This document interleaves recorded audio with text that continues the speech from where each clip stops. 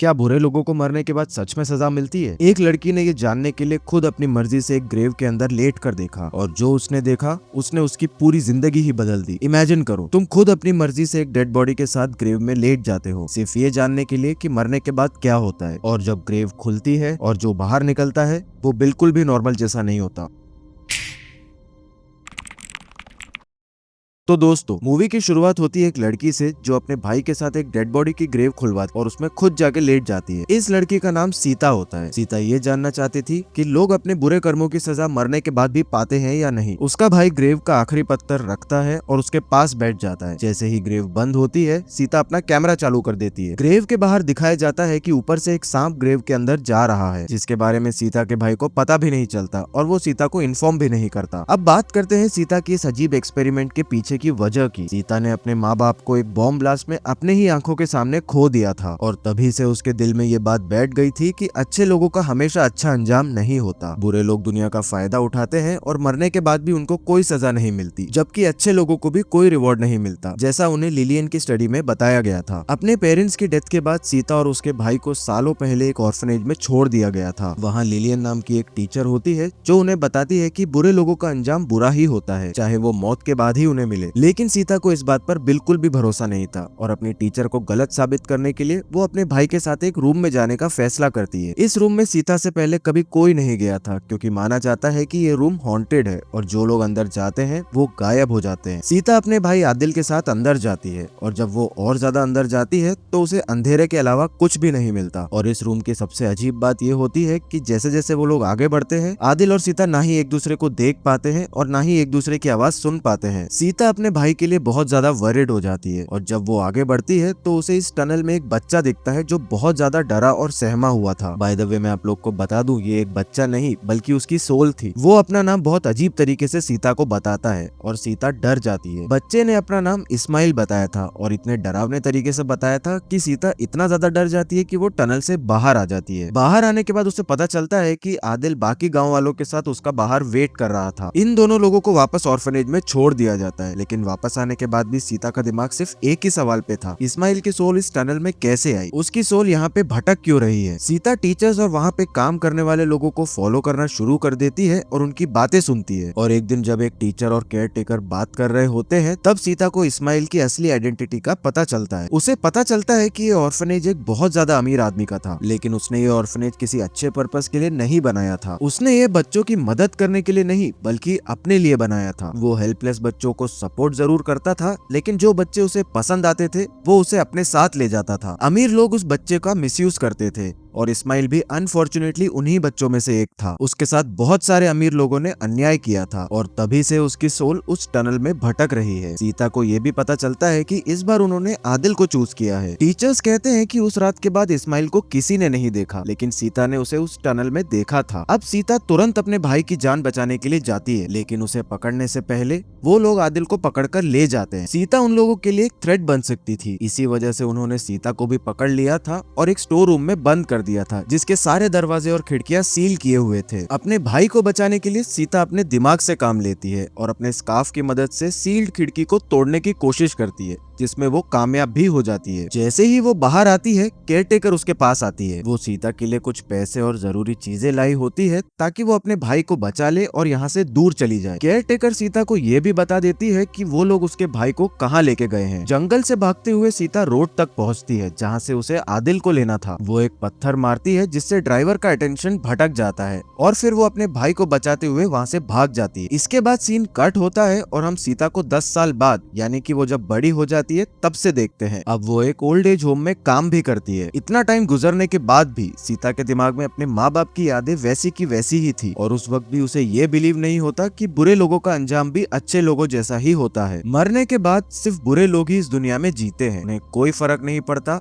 और ना ही अच्छे लोगों को कोई रिवॉर्ड या पीस मिलता है। अब वो इसी बात को प्रूव करना चाहती थी और वो इसके लिए किसी भी हद तक जाने के लिए रेडी। इस एक्सपेरिमेंट के लिए वो अपने ऑर्फनेज के ओनर को ही चूज करती है, जो बचपन में बच्चों का रेप किया करता था। ये आदमी अब उसी ओल्ड एज होम में रह रहा था। सबसे पहले वो उसके सारे बुरे कर्मों का एविडेंस कलेक्ट करती है, फिर वो उस बूढ़े आदमी को इंटॉक्सिकेट करती है और उसे अपने सारे गुनाह कन्फेस करवाती है। और इन सारी बुरी बातों का रियलाइजेशन होते ही वो आदमी मर जाता है। वायु के बच्चे भी उसके सारे बुरे कर्म जानते थे, लेकिन वायु बहुत ज्यादा रिच था, इसीलिए किसी ने कुछ भी नहीं कहा। उसकी मौत के बाद उसके किसी भी बच्चों ने उसका सपोर्ट नहीं किया। ओल्ड एज होम में ही उसका फ्यूनरल कर दिया जाता है। आदिल उसे उठाता है, जिसके बाद उसे कॉफिन में बरी कर दिया जाता है। अब सीता ये देखना चाहती थी कि मरने के बाद इस बुरे आदमी के साथ क्या होता है, इसी वजह से वो उसकी ग्रेव पर जाती है। यही वो सीन था जो हमें मूवी की शुरुआत में दिखाया गया था। ग्रेव में लेट जाने के बाद सीता अपना मोबाइल ऑन करती है। तब आदिल उसे कहता है कि अगर कोई भी प्रॉब्लम हो तो मुझे कॉल कर लेना, और वो ग्रेव के पास बैठ जाता है। अब ग्रेव के पास एक सांप आने लगता है, जिसे आदिल थोड़ी देर बाद नोटिस करता है। इसी वजह से वो तुरंत सीता को ग्रेव से बाहर निकाल लेता है। जितनी भी देर सीता ग्रेव में थी, वहाँ पे कुछ भी एबनॉर्मल नहीं हुआ, यानी उसका थॉट बिल्कुल सही साबित हुआ। बुरे लोगों के मरने के बाद उन्हें कोई भी सजा नहीं मिलती। यही बात वो एक मॉर्निंग शो में जाके बताती है और वहाँ अपनी रिकॉर्ड की गई चीज को भी लेके जाती है। लेकिन जैसे ही रिकॉर्डिंग प्ले होती है, उसमें कुछ भी नहीं होता। पता चलता है कि आदिल ने सब कुछ डिलीट कर दिया था और किसी ने भी सीता की बात पर यकीन नहीं किया। अब सीता चिल्लाती है और रोने लगती है। वो आदिल से पूछती है कि तुमने ऐसा क्यों किया। आदिल कहता है कि उसे सही नहीं लगा कि ऐसा कुछ किया जाए, क्योंकि अगर ऐसा होता तो बुरे लोगों को ज्यादा फायदा मिलता और अच्छे लोगों की कोई इज्जत नहीं करता। आदिल सीता से कहता है, तुम भी अच्छी नहीं हो, तुमने भी कभी किसी के बारे में नहीं सोचा, सिर्फ अपने बारे में सोचा है। तुमने ओल्ड एज होम में भी अपनी ड्यूटी सही से नहीं निभाई, वो भी तुम्हारी रिस्पॉन्सिबिलिटी थी। सीता आदिल की बातों से हार्ट ब्रोकन हो जाती है। वो घर जाती है और अपने पेरेंट्स की फोटो निकालकर बहुत रोती है। रोते रोते उसे ऐसा लगता है कि वायु ने उसे आवाज दी हो। आवाज को फॉलो करते करते वो एक रूम में जाती है, लेकिन वहाँ पे कोई भी नहीं होता। वायु पहले से मर चुका था। जब वो इस रूम का दरवाजा बंद करती है तो उसे फिर से वायु की आवाज सुनाई देती है। जैसे ही वो पलटती है, उसे एक शैडो दिखाई देती है। जब वो उसके पास जाती है तो एक बूढ़ी औरत दिखती है जो ओल्ड एज होम में रहा करती थी। वो औरत रो रही थी और सीता को बताती है कि उसके हस्बैंड ने उसके साथ चीट किया है। वो दोनों यहाँ पे साथ रहते थे। जब सीता उसके साथ जाती है, तब उसे दिखता है कि उसका हस्बैंड एक नर्स के साथ टाइम स्पेंड कर रहा है। ये देखते ही वो बहुत जोर से चिल्लाने लगती है और ओल्ड एज होम के सारे लोग वहाँ पे इकट्ठा हो जाते हैं। वो औरत इतनी एज में ये ट्रॉमा सहन नहीं कर पाती। वो उस आदमी को मारना चाहती है, लेकिन सीता उसे रोक लेती है और वहाँ से ले जाती है। रात को ये बूढ़ी औरत जब अपने कपड़े धो रही होती है तो उसकी रिंग वॉशिंग मशीन में अटक जाती है। उसे निकालने के लिए जब वो हाथ अंदर डालती है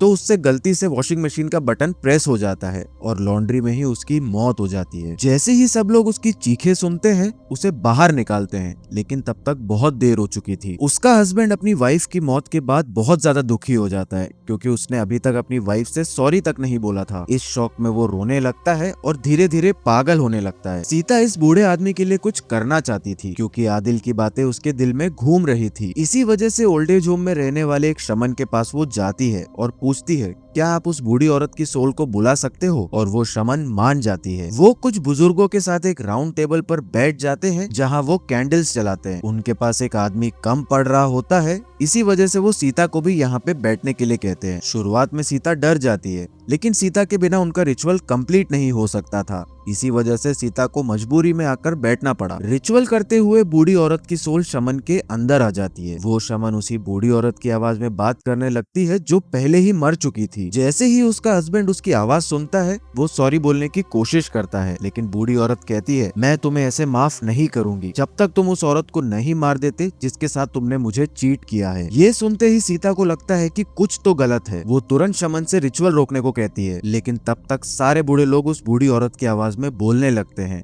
उस औरत को मार दो। सीता को खतरा महसूस होता है, इसी वजह से वो रिचुअल से उठ जाती है। वो सारी कैंडल्स को जलाती है और कर्टन्स खोल देती है, और इसी तरह से रिचुअल टूट जाता है और वो तुरंत नर्स की जान बचाने के लिए निकल जाती है। जैसे ही वो नर्स के पास पहुंचती है और उसे बताने की कोशिश कर रही होती है, वो बूढ़ा आदमी भी नर्स को मारने के लिए वहाँ पे आ जाता है। सीता उसे बचाने के लिए एक रूम में ले जाती है और दरवाजा बंद कर देती है, लेकिन वहाँ पहले से ही एक आदमी मौजूद था, जो उसके पेट में चाकू घुसा देता है और उसे मार देता है। वो उस बूढ़े आदमी से पूछती है, तुमने इस बेचारी को क्यों मारा? बूढ़ा आदमी जवाब देता है, मैं मरने के बाद कोई दुख नहीं चाहता। उस औरत ने मुझे इस लड़की को मारने के लिए कहा और मैंने वही किया। ये सुनते ही सीता को शक होता है। उसे लगता है कि उस शमन ने सीता का मॉर्निंग शो देखा था लेकिन सीता उस मॉर्निंग शो में ये प्रूव नहीं कर पाई थी कि डेड लोग पनिश होते हैं या नहीं। वो इंटरनेट पे सर्च करती है और उसे पता चलता है कि सीता के शो के बाद काफी लोग सीता से इम्प्रेस हो गए थे और उन्होंने सीता का एक्सपेरिमेंट रिपीट किया था और इस बार काफी अजीब और स्ट्रेंज चीजें लोगों के साथ रिकॉर्ड हुई थी। जो लोग अच्छे नहीं थे उनकी ग्रेव से चीखने और चिल्लाने की आवाज रिकॉर्ड हुई थी और कुछ ग्रेव्स बिल्कुल शांत मिली,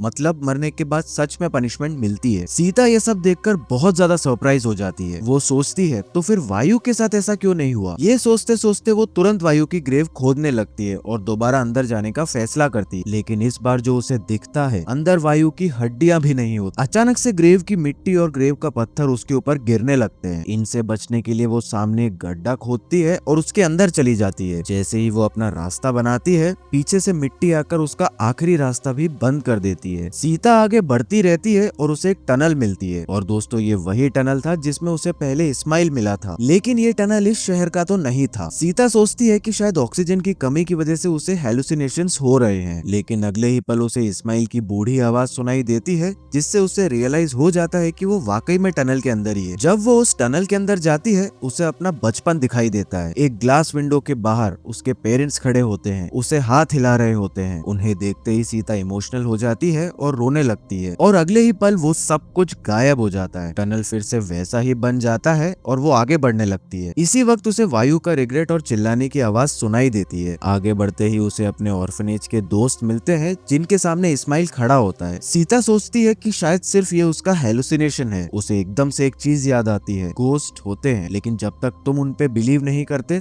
तब तक वो तुम्हें नहीं दिखाई देंगे। वो अपनी आंखें बंद करती है और खुद को कन्विंस करती है कि यहाँ पे कुछ भी नहीं है और जब वो आंखें खोलती है तो सामने फिर से ऑर्फनेज के बच्चे होते हैं। अब इस्माइल उसके सामने आता है और उसे डांटने लगता है। वो कहता है कि तुम मुझे उस दिन क्यों छोड़ के चले गए थे, तुम्हें नहीं पता कि मैं कितना डरा हुआ था, कोई मेरे पीछे पड़ा हुआ था। ये सुनते ही सीता बहुत ज्यादा डर जाती है। तभी उसे ऊपर से किसी की आवाज आती है और ये किसी मॉन्स्टर की आवाज होती है। ये देखते ही इस्माइल सीता से कहता है अब मैं नहीं डरता और तुम भी मत डरो, इससे बचने के लिए मेरे साथ टनल में कूद जाओ। टनल बहुत ज्यादा गहरा था और अंदर कुछ भी नजर नहीं आ रहा, मॉन्स्टर भी उनकी तरफ आ रहा होता है। इसी वजह से सीता इस्माइल के साथ टनल में कूद जाती है और अचानक जब उसे होश आता है हम उसे वायु के साथ पड़ी हुई पाते हैं। सीता पलटकर देखती है और वायु उसके पास में ही पड़ा होता है। जो कुछ भी उसने अभी देखा था उसे लगता है कि यह सिर्फ एक डरावना सपना था। वो चिल्लाती है और अपने भाई आदिल को बुलाती है, लेकिन बाहर कोई भी नहीं होता और कोई भी उसकी मदद के लिए नहीं आता। अब ग्रेव के अंदर एक सांप आता है और सीता के ऊपर चढ़ जाता है। वो सीता को काट लेता है और फिर वायु के मुंह के अंदर चला जाता है। सांप के अंदर जाते ही वायु उठकर बैठ जाता है। कोई हथौड़े से वायु का सर फोड़ देता है। उसका खून सीधा सीता के चेहरे पर गिरता है और वो एकदम से सहम जाती है। लेकिन ये तो सिर्फ एक शुरुआत थी। वायु का सर अपने आप दोबारा ठीक हो जाता है और उसे दोबारा उसी तरीके से टॉर्चर किया जाता है। अब उसकी जुबान की जगह बहुत सारे सांप निकल आए थे और वो सांप उसकी पूरी बॉडी पे रेंगने लगे थे। इसके बाद एक बहुत अजीब सी चीज होती है। एक बहुत खतरनाक मॉन्स्टर का चेहरा सामने आता है और वो वायु को बहुत ज्यादा टॉर्चर करता है। ये सारा इंसिडेंट देखकर सीता बहुत ज्यादा डर जाती है, लेकिन उसी वक्त आदिल ने ये कब्र खोद दी और उसे बाहर निकाल लिया। इस इंसिडेंट से सीता बहुत ज्यादा डर जाती है और उसको पता चल गया था कि बुरे लोगों को आखिरकार सजा जरूर मिलती है। और बस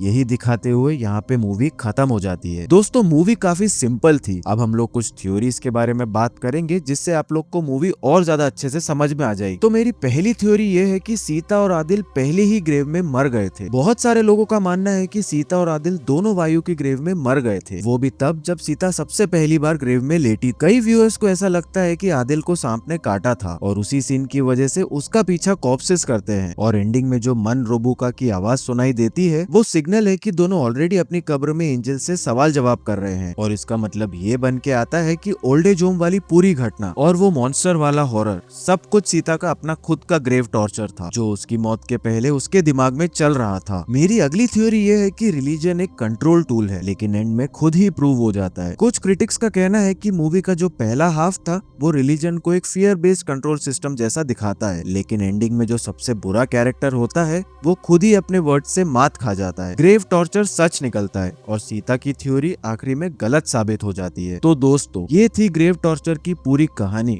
और उससे जुड़े कुछ थ्योरीज। मैं उम्मीद करता हूँ कि आप लोग को ये वीडियो पसंद जरूर आया होगा। अगर आया है तो लाइक जरूर कर देना और जाते जाते चैनल को सब्सक्राइब जरूर कर लेना। और अगर आप लोग को ये वीडियो पसंद आया है तो मैं 100% कह रहा हूँ कि ये जो सामने वीडियो आया है आपके, ये भी आप लोग को 110% पसंद आएगा। इस वाले वीडियो में ब्लैक मैजिक करना सिखाया गया है, जिसको देखकर बहुत सारे ऑडियंस के लोगों ने ब्लैक मैजिक किया भी है और वो सारी चीजें उन पे निगेटिवली इफेक्ट करी है। तो हाँ दोस्तों, ये भी एक ट्रू स्टोरी पे बेस्ड है। आप लोग जाके इस मूवी को भी चेकआउट कर सकते हो और आप लोग कमेंट्स में मुझे बता सकते हो कि कैसा लगा आप लोग को ये वीडियो। दोस्तों मिलते हैं हमारे नेक्स्ट वीडियो में, तब तक के लिए स्टे स्पूकी।